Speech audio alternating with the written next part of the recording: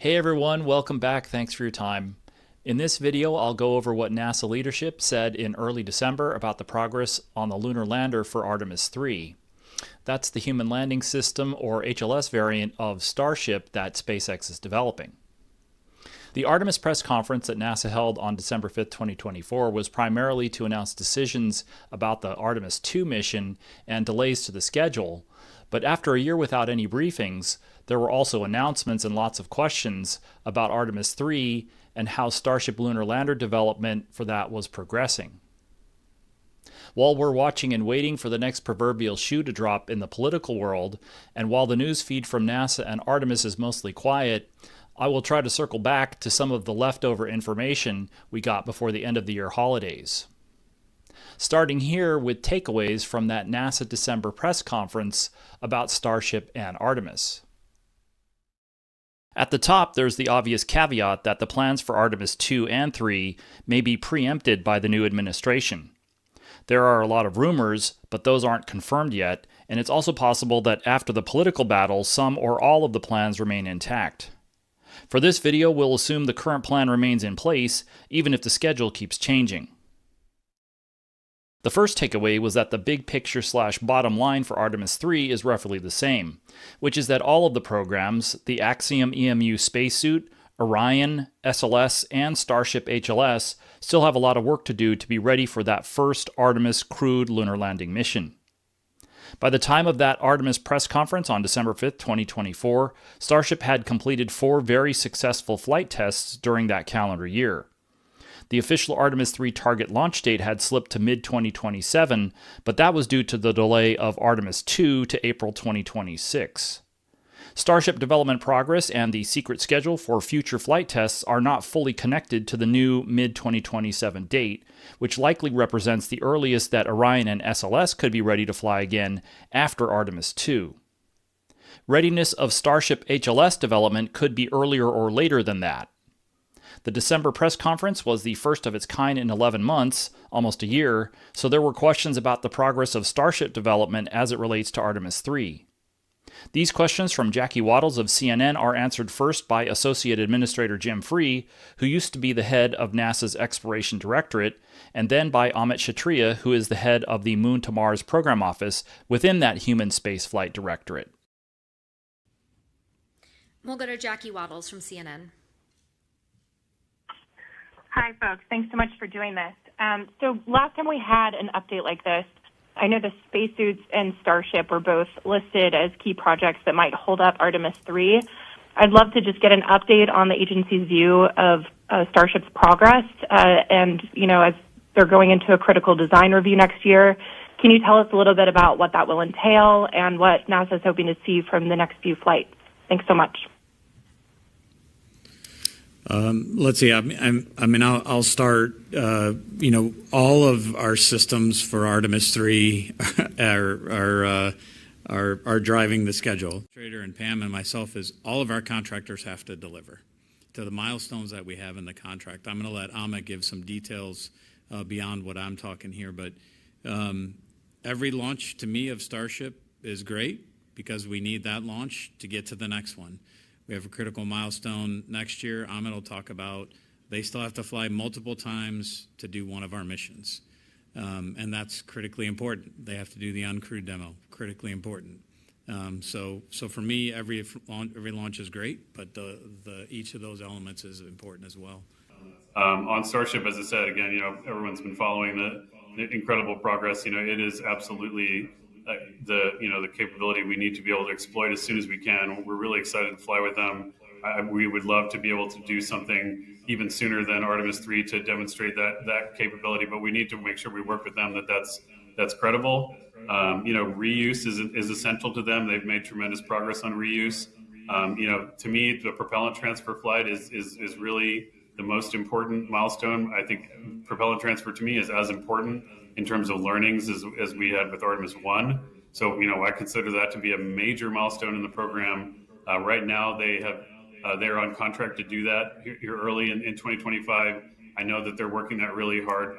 There is going to be risks to that delivery, but when we can achieve that propellant transfer milestone, I think we'll have a lot of confidence as to how the rest of it is going to shake out. Of course, they do, as Jim said, have an uncrewed demonstration milestone in front of them as well, all the way down to the lunar surface. I mentioned to you earlier that as we started the program, one of the things that we did is we did a kind of integrated assessment of all the risks that in the baseline, and in that, even in the uncrewed demonstration milestone, SpaceX and NASA agreed to add a ascent demonstration from the lunar surface. We've never launched a liquid engine like that off the surface, certainly not one as powerful as Raptor.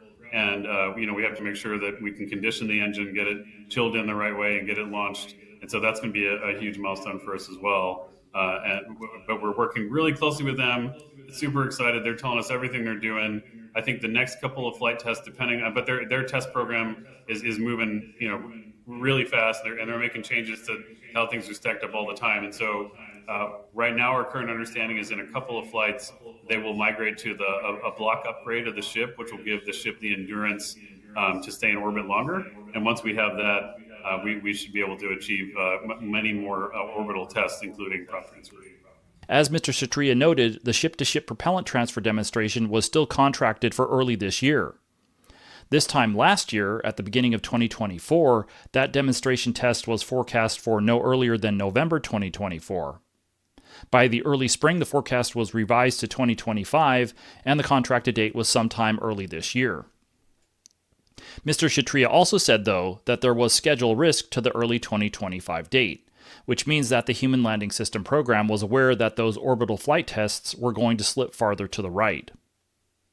Although the prop transfer test had likely already slipped, the contracted dates agreed to between NASA and SpaceX aren't necessarily adjusted right away. Similarly, for those analogous agreed-to contracted need dates for the Artemis III critical SLS and Orion hardware from Boeing and Lockheed Martin respectively, those weren't necessarily adjusted ahead of the delay of Artemis III to mid-2027 either. Another interesting takeaway from the December press conference is that the Moon to Mars Program Office was beginning to look at the possibility of coordinating a Starship flight test with the Artemis II mission in 2026 first.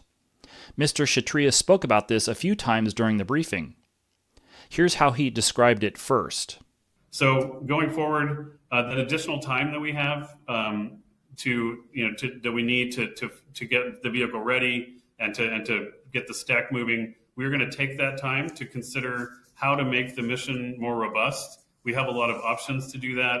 It is a very large step between circumlunar free return and then the next mission, which we are going to exploit the amazing capability that Starship provides us. We believe that we need to pull some of those objectives forward. We're going to work with our industry partners to do that in order to make sure that by the time we're ready to fly Artemis II in the spring of 2026, that we're not only able to knock out the objectives that we had baselined, but also bring some forward from the landing mission so that when we commit to that mission, we think it's going to be successful. Later, Mr. Shatria provided a little more background about why they are looking into this. Of course, if you think about the step between where we are today and what we have to achieve for Artemis III, the number of firsts that are on that mission. First of all, as I mentioned, the dual launch campaign. We have to get the two vehicles to meet at the same point. That's going to require incredible ground-to-ground integration, especially as we start taking access of the additional resources at the spaceport at KSC. That's going to be a big coordination challenge, and then having the launch control teams and all of that going together at the same time. That's just the start. That just gets us off the ground. After that, we have to be able to find each other in orbit. Proximity operations are critical. The integration capability, we're working really hard on building more facilities so we can do integrated software testing and ship-to-ship live sky testing between Orion and Starship. We're not there yet. So if we have to test it in space, we will. But we need to make sure that we have a really good and robust understanding of how to make sure we can navigate together, and then do proximity operations, share states, and of course we do have on the ground mechanical docking simulators on both sides. So we're pretty confident we can use that to make sure that we have the right fit up and the connections, because the vehicles will not meet they will meet for the first time in space, but their docking adapters and their interfaces will meet before that to make sure we have that licked. But that whole integrated operation, all of us that watch Space Station and all the other operations that are like that, it's very, very sophisticated, and there's a lot of things that can go wrong. And so the sooner we can test that, even in simulated tests on the ground or with ground to ground test assets, the better. But the best test for us would be to get uphill. Both vehicles get uphill and fly by each other, maybe even fly together as soon as we can. The Aerospace Safety Advisory Panel, or ASAP, talked about all the firsts in the plan for Artemis III in their annual report for 2023, which they released just about a year ago.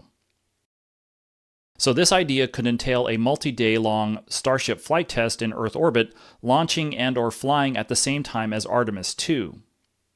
For Artemis III, the HLS spacecraft will launch several weeks before Orion would on SLS. However, for Artemis II, having a Starship in low Earth orbit could allow some in-space testing between it and Orion. SpaceX recently noted when filing documentation with the Federal Communications Commission that for Artemis they are planning to fly a long-duration orbital flight test first, which probably also serves as a part of the ship-to-ship propellant transfer demonstration. That is probably the target Starship referred to in this often-used slide from a NASA presentation last April. Another flight test like that, long-duration test, could enable coordinating Starship mission operations with at least parts of Artemis II.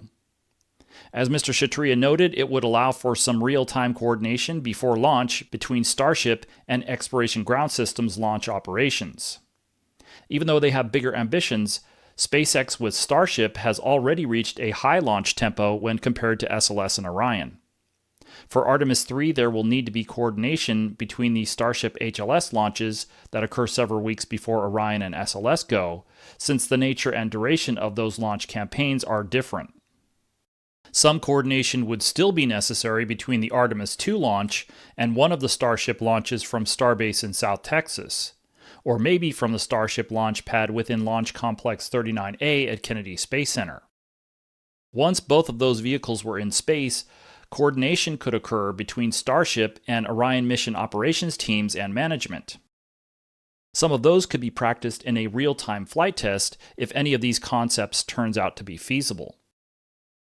This was news to almost everyone watching the press conference in real time, but it wasn't surprising that there was interest in more detail to try and better understand what might be possible for Artemis II. I've reported on the design of the Artemis II mission profile for over 5 years, before it was called Artemis II, and the plan only involves 3 Earth orbits, each becoming more and more eccentric. The SLS boosters and core stage insert Orion and the interim cryogenic propulsion stage into a 2200 by 30 kilometer orbit. For the second orbit, ICPS raises both the perigee a little and the apogee a lot, up to approximately 74,000 kilometers. And then Orion raises the apogee for the third and final orbit out beyond the distance of the Moon's orbit of Earth. And then when the spacecraft reaches the perigee of that third and last orbit, it re-enters and lands back on Earth in the Pacific Ocean.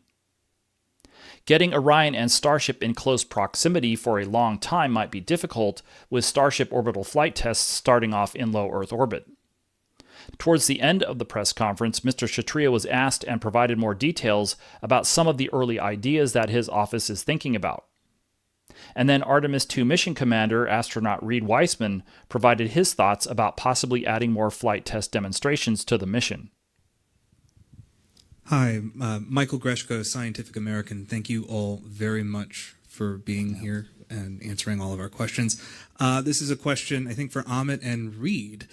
Amit, you said in some of your comments earlier that you were exploring ways to make Artemis II a more robust mission and to pull some of the objectives forward ahead of Artemis III. I think, Administrator Nelson, you hinted at some of this with proximity operations. Could you elaborate on some of the options you're exploring to make Artemis II more robust and to, I guess, make the subtext text? Are you all exploring including proximity operations with Starship, between Starship and Orion for Artemis II? And to include Reed in this, what does kind of an expanded scope of the Artemis II mission mean for you and your crew as you all train for the next 18 months?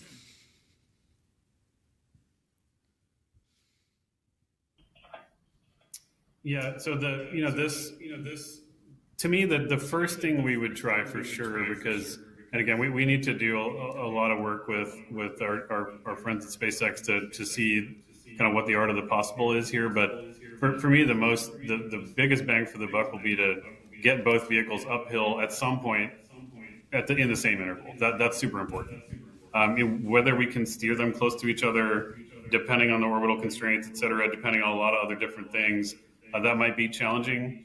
I want to mitigate that challenge by also developing ground test capability. So if we're worried about, for example, software interaction or the radio frequency link between the two, or all those sorts of things that you get worried about when you fly close to another vehicle, I would love to test that on the ground as much as I can. But if we can get, just a few ideas. I mean, if Starship can be in an Earth orbit, if it can be in a lunar orbit, we could even do parallel circumlunar flight. Those are all possibilities, but we need to go, think really hard about what that looks like.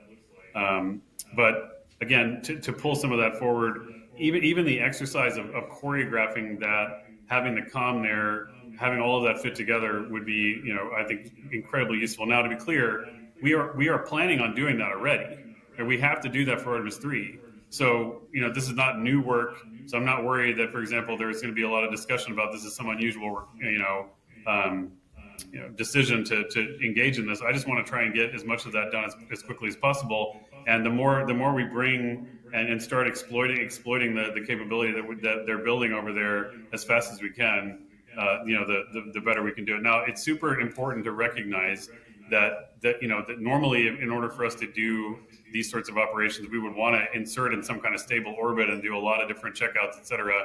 That we're not doing that for Artemis II. The spacecraft is a circumlunar free return vehicle. We have got to keep it that way in order to make sure that we're respecting the constraints we developed in order to mitigate this issue. But other than that, I think just bringing the teams together, even operationally, all of that is a huge value, and we would start with that. But again, that's something I think we should come back and talk about once we have a better plan. But right now, really what I'm trying to communicate is we need to think of every option we can to bring those objectives in to maximize the success of Artemis III. I mean, the approach we've taken here, in big chunks, is not to just look at the next mission in front of us. It's to look at the end, with the end in mind. What is that end objective? And getting the learning done as fast as we can. We talk a lot about, you guys have all pulled on different schedule constraints and things we're worried about, locally with particular valves or particular subsystems. For us, the biggest mistake that I've seen is we end up becoming focused on what we believe is a critical path item, what we believe is, this thing is definitely going to be the one that causes us to be delayed. In my experience, I think a lot of us that have done this before, the pacing item in a test activity this complicated is the unknown. The unknown is what is pacing us. So the more we learn, it doesn't matter how we do it, the more we're going to get the confidence that the mission's going to be successful. And I'll hand back to Tano. Thanks, Amit.